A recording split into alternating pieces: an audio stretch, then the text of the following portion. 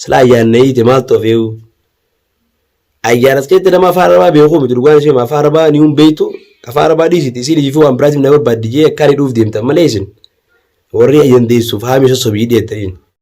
Assalaamu alaikum warahmatullaahi wabarakaatu. Hordoftoota keenya qaalifii gaarii namaa. Ani egaa silattuu arrabni yakka arrabaatis akka waa hundaa isinaan jettan garuu wanta kaan isiniif ni beekta namni tokko yoo aare waliin faarsu beeka wanni beekuu qabdan. Ani fakkeenyaaf arraba kee manguddoo jaanii manguddoo na fidan manguddoo rakkeetti nama dhufuu qabdi malee bilbilaan itti yaamanii na shagodanii jechuun namni sagantaan dhufa mana saayiba xiyyaa dhaqanii achitti na yaamanii akka malee na gaafatan. Dhugaadha obboleessa fakkeenyaaf amma hidhaan inni hin jirtu dhugaan isin hima dhaggeeffadhaa. Si hidhee anjechaan fakkeenyaaf si hidhaan wanna jee yaada isin jennee anjennaan inni fakkeenyaaf namni tokko wal mareetu yoo wal mareete yaada dirqama namaa hidhee jaama. Ana aanaa isa qabu fakkeenyaaf amma haaraan agyaan ittiin qabu malee naaf inni haaraan ittiin qabnu garuu qaalisii maaliif godhaadha. Haara waliin itti qabuun.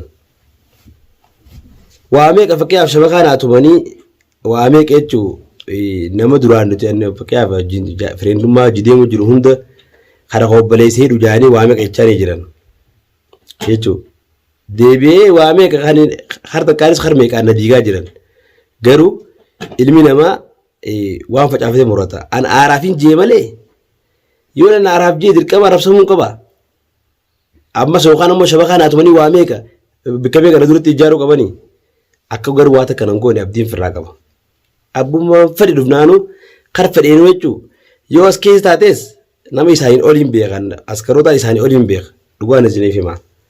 Waa tokko hin goone hin jirtu. Garuu namni irraa sodaadhu obboleessa isa yoo chii gabbee yoo nan baase malee yoo chii gabbee maal naan jaa yookaan immoo harkaan walii isaa siif kakachaa jira naan jaani faamii keessa jira jechuudha geenyaan jechuudha naa kakachaa jira. Yoo inni hin baasa jee imicoo dubbarii hin baasa jee fakkii abinni kun naa dhiisaa. Yaada joona rakkisaa jira mataa ayyaban dhugaa dubbanne dura amma ayyaa anama fakkii afaan dootti ittiin mokora micoole itti beeku vira fidee ittiin mokora ammoo isaan maallaqaan baafnaa naan jechaa jiran maallaqaan baafnaa yoo maallaqaan baasu dandaanii baasan garuu baasanaan ammoo akkasitti jechuudha tiyya dhumattee narraa ammoo ani isa godheen jiruan isaniineen obboleeyyan kiyya ta'iitee haala dhimma itti qabdu haala dhimma itti hin qabu garuu hidhamuu isaaniif hin gammadee malee. Wanni beekuu qabdan harka keessaa qabdeettanii nageenyaa fi obboleessa kiyya walitti warri natti lafaa kaasuu feetan dhaabbaddaa. Ayyaana kaartuu waliin fitu jirti ayyaan maa jibbitaa jettan ayyaan naafisa waliin fitu jirti. Ani waliin jibbuuf waan biraatiif miti. Tanarraa deebi'ee fakkeenyaaf yoo nani ayyaan jibbee dirqama faduu qabdaa jettanii na arrabsitanii. Ajaa'iba wallaahi. Ana mana rakkisanii jiranii barammaa akhiratti khalaas nama keessaa dhabaasanii akka yamanuma galee yamanii hojjetu wallaahi hamba keessatti amma uutii wajjin deemaa waa takka waliin goota hin jirtu warri wayii si goota ittiin isaa chaanaa kaatana jalatti hin jirta waa takka waliin goota hin jirtu wallaahi waa takka waliin goota hin takka hin jirtu. Ani yoo feetan akkaan uutii ta'e beeka isaan hojii akkaan jiru beeka waa takka waliin goota hin dhaadatan takka hin jirtu yoo dhiirummaa qabaatan annama naa isin dhiyaate jechuun hidhannoo guutuu qabu isinis baasuun ta'a kana wajjin jiru yoo barbaadan. Garuu ammoo aarifoo dura dhaabbadde loluus hin danda'uusi ani isaa isiniine ammoo inni hidhamuu saniif hin gammadee malee isaniineen wanni aarifoo si hidheettanii ajilanna arrabsitaniif isin jirtuun. Ayiniin obboleeyyan kiyya wanni akkanatti lubbuu na dhiibattaniif hin jirtu warri na arrabsitaniif hin jirtu. Ammoo haalli danda'amu fakkeenyaaf micoo hidhee miti micootan ammoo walquba qabaanneef ayidhan jaamtu. Takkasiiti warreen dhuftanii fakkeenyaaf yaadan taa'e narraa fuutanii ani viidiyoo san gadhiiftanuun seena irraan tana ayyaani wajjin viidiyoo ayyaan amma gadhiiftee arraba kiyyaa deemu jira. Abiraayim ati nama waa hundi nurra beeku dhuga siifata abdii ammaa abdiin na yaamtanii yaada akka itti nama gaafatu qaba namni ana ayyaan akkaan hin fe'anii beektin ayyaan kaa'uu dura mataa keessanii na dhuftanii fahamii waan akkanarraa dhaabbadhu wanni kun sirraa gaarii miti yoo naan jettan nama isinirraa fudhatu waan.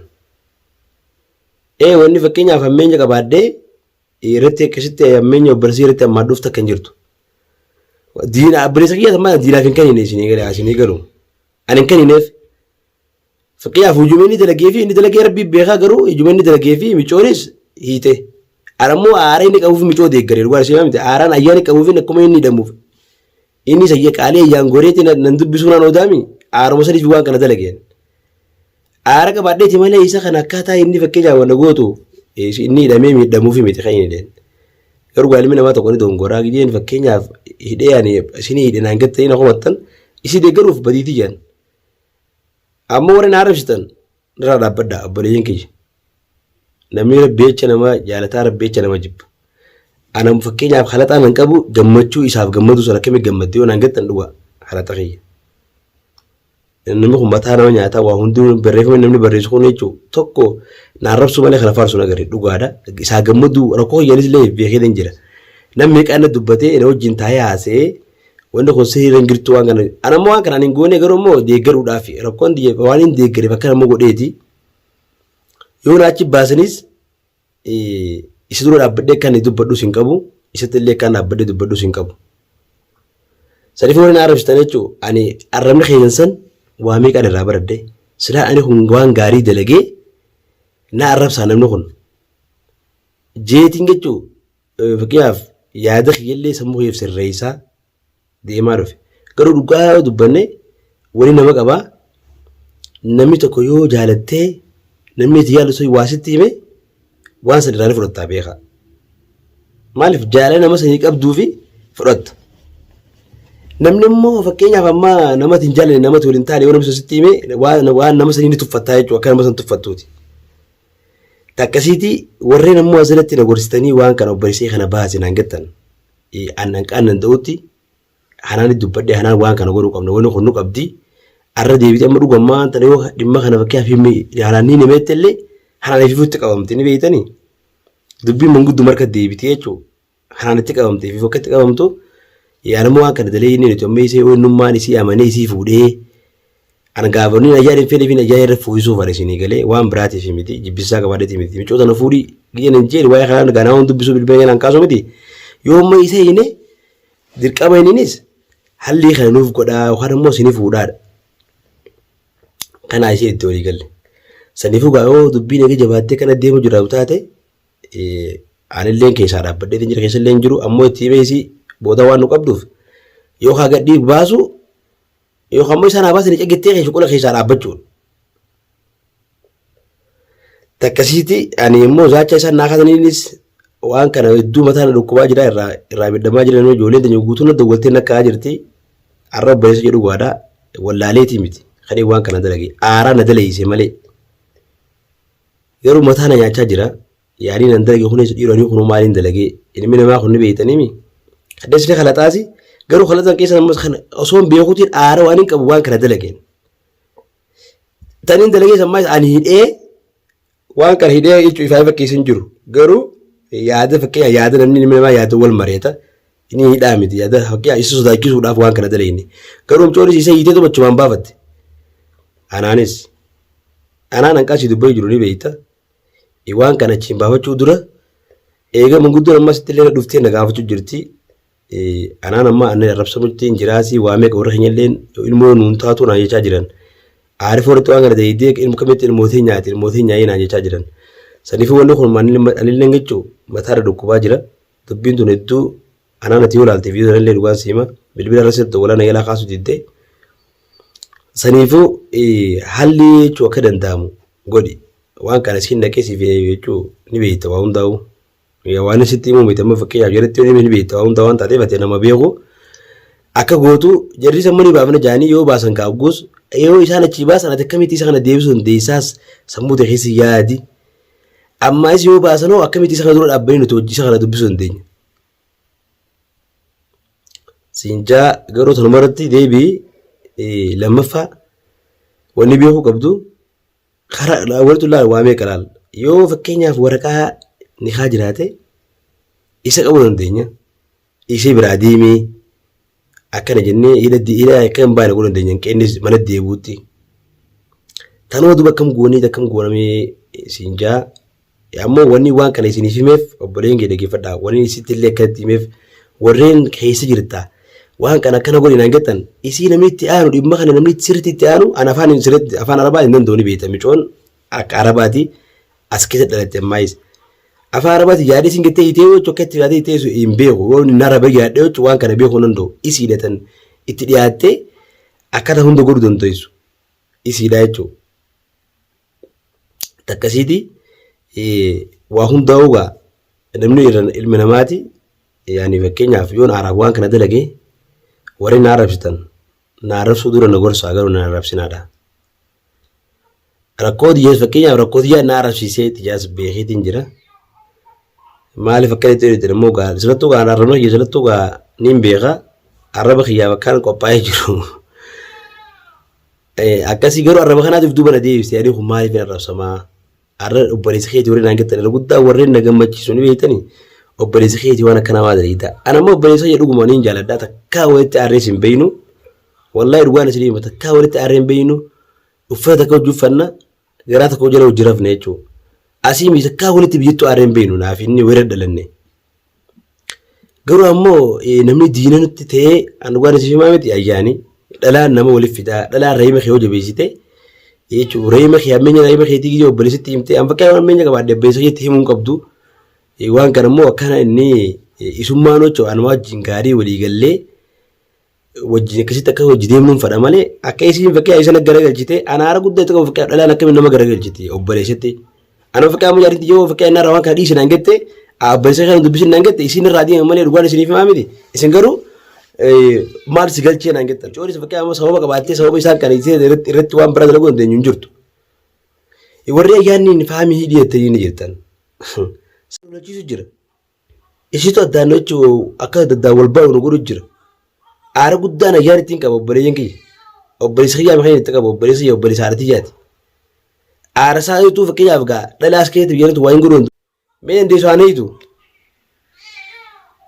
Anta kaffaratti dhimmi kiyya ayyaanuma dhugaan isiniif himaa miti malee obboleessa kiyya hamtuu isaa qabaaddee balaa nam tokkootu akka jaanna geesse mixiin takka fakkeenyaaf yoo kana sirra ol deemtee mixiin hedduu yoo sirra ol deemu jiraatee takka siin hinte hunda ofirraa gatta tooyitaa beeka wanni beekuu qabdan maaliif takka dhiisanii naqii hin keessaan baastu anis ayyaaniitu akka malee nallee arrabsitee akka malee jechuun mee isa kana yoo dandeesse na harkaa baase mee ogusii ilaalaa naan gettee zaachaa naa kaatte. Aarisiin naa qabduu fi nanilleen waan kana dalage. Egaan aarisiitiifin dalage malee yaa obboleessa kiyya gaafa baatee viizoon irra ilaaltallee ni agarta. Jibbisa kee qabaadhee waan kana sirriitti hin dalagneen dhugaa dubbanne ani wanni sirriitti dalageef sababa ayyaani. Yoo isin jaartii jaamaa jibbitoo naan gette fakkeenyaaf ayyee akkas taanaan yoo jaartii jaamaa jibbitan naan gette sirraa dhaabbadhee illee isii jibbus isaa dhaabbadhee. Shukola kiyyaa sin seenina shukola kee sin seenu ayyaana jechuun waa meeqa xaxatu jirti dhugaan isii maa dhaggeeffadhu dhugaan siifi maa hoos ilaaltellee wanti ta'u jirtu takka faarratti jaartii jirti bakka dalagaa jirtu faamiin dhalaa gideemu jira waa meeqa ittee bilbilaan jechuun himu jirti dhalaachuun waan akkana dalagu jirti waa meeqa itti dubbayu jirti jaartiin jechuun nama garaa qabu rakkina gidee waa meeqa keessatti himte namni kun ilmi namaa gaa akkam naan gette amma waa meeqa walollee amma jaartii waliin dubbisu jechuun hafiisin ayyaanni waliin nufite jechuun dhugaan isii maa dhaggeeffadhaa. Aaree jechuun dura rakka nagadi deenis aarfoo kana harreen itti qabu onyoo hanaanii hojii waan kana walii galee godhuun qabaa geetiin hanaan hojii walii galee aaraan ayyaani qabu kun hunda kan hin dalageef yaa obboleessa kiyya gaafii hojii kada isaatti baate viyyatu nama ilaaltetu narraa qabbaniitii yaata zaduu zaachaa naa kaachuu jirtus yeen harkaan wanni si dubbadhu sun jirtu ganaa booda fakkaaf haala xaqanii xammee farqee jiraadde ammoo ati waan akkasillee ta'e akka nama takkaatti obboleessa kiyyaa hadaraa akka dubbii ayyaan fuutee akka nan barbaanne zaachaa naa kaatee ayyaan waamee kasi fitu jirtu maneedhaa dhuftee jechuutti waamee kasitti haasuu jirtu tanaas ayyaanumaa ta'u waliin fitu jirtu an ayyaani malee aar ayyaani malee kanii waan kana hunda dalagu jiruuf saniifuu ganaa waan shiqola kanaa waliin nagalchuu hin jirtu obboleessa kiyyaa taakkisitti hordoftoota kiyya qaalii hadaraa itti himaadhaa namni tokko walitti aaruu wooma jiraati aara saniif dalageen illeen eegaan dalagee waan kana namni fakkiyaaf gaa haasoo afaanitti waan ta'u eeguu haasoo itti waan kun akkanatti namni kun hundina qabsaa'ee waan kana godha jettee hiyyaanne eega keessa hintee bar if garte waan sana namni kun si mo'achuu garte inni dhaabbatta yookaan immoo kun namni dila kun hundinuu fakkiyaaf kasirri jirtan jee tokko hin jiru dhugaan isirii maa dhaggeeffadhaa Kakkabitu bersee kana guutaa waan anjoo malee. Ana hunduma gusu maali sammuu dhiitu maali yaaddi? Maali yaadda? Haa. Aaraaf godhee lakkii fayyifachuu qabdanii minaan jeen jiru. Garuu an aaraafin godhee jibbisa qabaadheetii miti. Aarri kanuu kasaatii miti. Kan ayyaani qabu malee. Aaruma kana ammas ayyaani qabaadhee ayyaani jechuun jecha afaan akka inni aaraaf sidii itti himes bilbila nageeraa haasee nan dubbisu. Namni yoo bilbilaan barsi dubbisee bootaa sii kanne duraan abbalessa jechuun akkanaa miti dhiiroo mucoontu maali? Ana wayii itti gootee shakkaa isummaan tunu waa itti gootee akkuma inni naa'uun beeyna godhu jeetti na fakkaataa waan isin hima. Takkasiiti warreen jechuun naarrabsitan galatooma. Wanni biratti isin hin jirtu galatoomaadha. Ammoo hadaraa ilmi namaa khalataa. Khalata keessa yoo dandee jechuun hin mokkora ibsin sirreessa. Ammoo ibsin sirreessinaan jaamanii naarrabsina. Takkasiiti baay'ee.